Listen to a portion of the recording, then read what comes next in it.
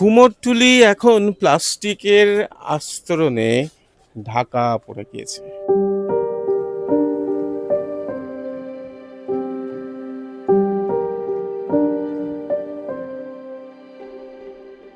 তার কারণ যখন তখন বৃষ্টি, প্রতিবারেই বৃষ্টি হয়, প্রতিবারেই কষ্ট করে এবং চিন্তার মধ্যে দিয়ে ঠাকুর তৈরি করতে হয় প্রতিমা শিল্পীদের।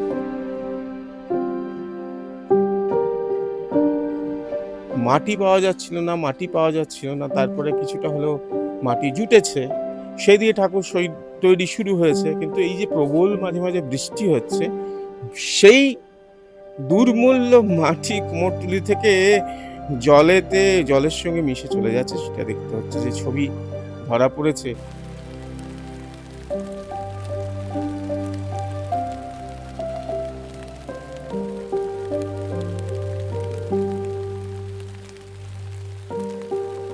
মাটির তো একই সংকট রয়েছে। বৃষ্টি এবারে তার মধ্যে যা বৃষ্টি যেভাবে লেগেছে, আমাদের তৈরি করা ঠাকুর গলে একবারে ভিজে, সেইটাকে আমরা বারে আমাদেরকে সেইটাকে তৈরি করতে হচ্ছে। একবার ভিজছে, তারপরে শোকাতে যাচ্ছে না, খানিকটা শোকানোর পর আবার দেখা যাচ্ছে এমন বৃষ্টি হচ্ছে, যখন বৃষ্টিটা হচ্ছে সেই ঠাকুর আবার ভিজে যাচ্ছে।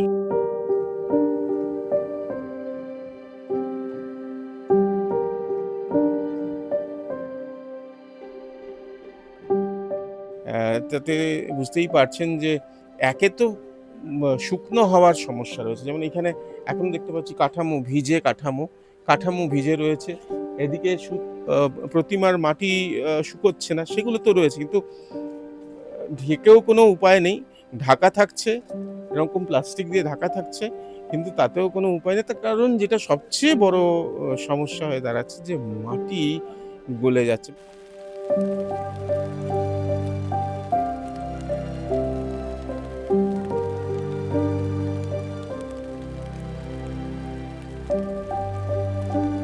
এই করে বারে আমাদের তাতে কি হচ্ছে, মাটি তো নষ্ট হচ্ছে, সঙ্গে লেবার চার্জ যাচ্ছে, এবং এই দুর্মূল্য সময় এক্সট্রা যাচ্ছে।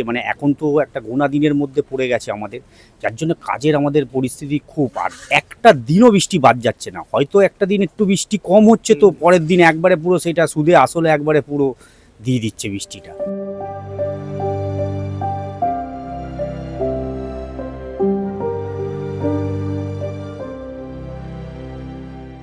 এই প্রবল বৃষ্টিতে সেই এবারের জন্য মূল্যবান সেই মাটি গলে চলে যাচ্ছে, ফলে দুশ্চিন্তা, এবং সঙ্গে সঙ্গে দুশ্চিন্তা তো বটেই, সঙ্গে সঙ্গে সময় শেষ হবে কিনা, সমস্ত কিছু মিলিয়ে রীতিমতো বৃষ্টির অসুরের ভয়েই দিন কাটাচ্ছেন কুমোরটুলির প্রতিমা শিল্পীরা। প্রত্যয়ের সঙ্গে প্রীতম দে, এই সময় লাইভ।